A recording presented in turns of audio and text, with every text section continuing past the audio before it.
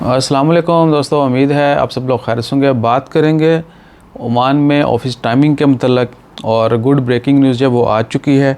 लेकिन अभी तक ये सिर्फ जो है गवर्नमेंट के ऑफिस के लिए है। वो तमाम लोग जो ओमान में गवर्नमेंट के ऑफिस में काम करते हैं, ओमानी हैं, ख़ारजी हैं, सब के लिए ऑफ़िस टाइमिंग जो है वो फ्लेक्सिबल कर दी गई है।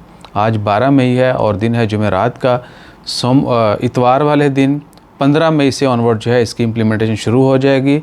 और फ्लेक्सिबल टाइमिंग का मतलब ये है कि डेली 7 घंटे काम करेंगे, कंटिन्यूसली 7 घंटे गवर्नमेंट के ऑफिस में जो है आपने काम करना है। और टाइमिंग जो है ऑफिस की वो होगी सुबह 7:30 से लेके 4:30 बजे तक। सुबह 7:30 से लेके शाम को 4:30 बजे तक जो है ऑफिस की टाइमिंग होगी। और इस दौरान हर बंदे के ऊपर लाजमी होगा कि वो एटलीस्ट कंटिन्यूस जो है 7 घंटे काम करे।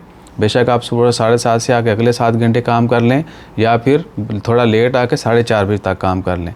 लेकिन डेली जो है वर्किंग डेज़ में, यानी 5 वर्किंग डेज़ है, जुमा हफ्ता अभी तक छुट्टी है, और डेली 5 वर्किंग डेज़ में आपने कंटिन्यूस 7 घंटे जो है वो काम करना है। और अटेंडेंस जो है उसको लाजमी मेंटेन करना है, क्योंकि जो पे रोल सारा कुछ है वो अटेंडेंस बेस होगा। ऐसा नहीं है कि 1 घंटा आधा घंटा मिस है तो वो भी काउंट हो जाने। कंटिन्यूस जो है अपने 7 घंटे आपके अटेंडेंस जो है वो मॉनिटर होगी।